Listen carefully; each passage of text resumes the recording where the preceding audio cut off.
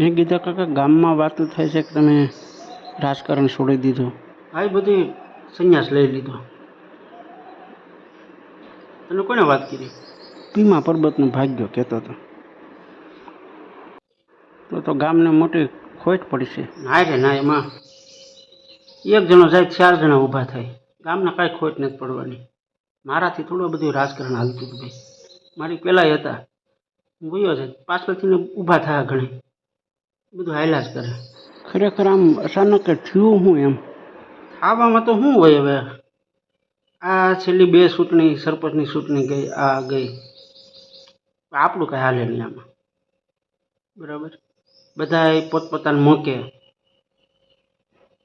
ચૂંટણી લડ્યા કરે અને ન હોય એવા બધા વાયદા કર્યા કરે.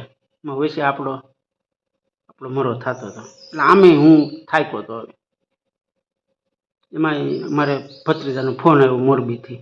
મને કે કાકાએ કે તમે આ બધું મૂકી ગયું કે અને મોરબી રહેવા વી આવો. તો ખેતીનું કામ તો આપણીથી થાય નહીં, અને મોરબી પાછું ફોરવે નહીં આપણને, નકરી ધૂળ ઉડે. એટલે મેં કીધું એના કરતાં વાત એની હાસી હતી. સંન્યાસ લઈ લીધો. પછી કીધું વાત જ મૂકો, કાંઈ નહીં, પેદાને ઘડે નહીં વેળો એમ. આમે હું થાક્યો હતો ભાઈ. આ તું સમજી લે ને, હું આ જિંદગીનું લગભગ અડધો પોણો પલ્લો કાપી નાખ્યો. હવે આમે હું થાકી ગયો છું. ઘણી વખત આસોડો સંન્યાસ લઈ લેવાનો વિચાર આવે. છેલ્લા 1.5 વર્ષથી એવું એમ થાય છે કે આ છેલ્લે મનકા ધર્મ સુધારી લો એમ. કાકીને વાત કરી હતી?